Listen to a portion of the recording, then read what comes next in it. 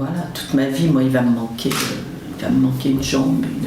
Ouais. Enfin, c'est comme si j'étais un peu bancale, quoi. Ouais. Voilà.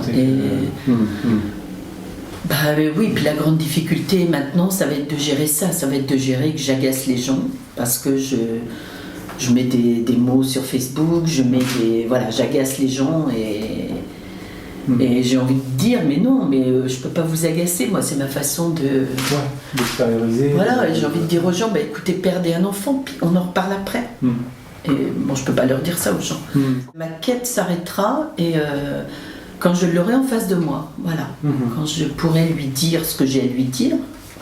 J'attends pas de réponse de sa part, j'attends pas j'attends pas qu'il me dise pardon, excusez-moi, j'attends rien de sa part, puisque moi je le considère comme rien.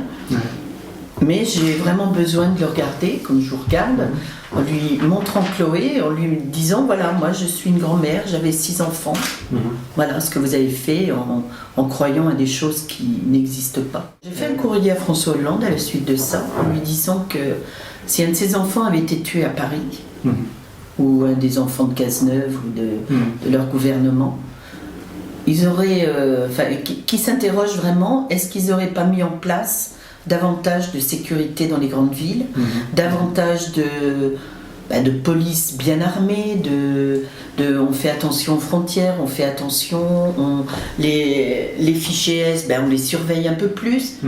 Est-ce que si son fils avait été tué ce jour-là, est-ce qu'il n'aurait pas mis en place tout ça? Parce qu'en fait, 130 personnes de mortes, rien n'a été fait après.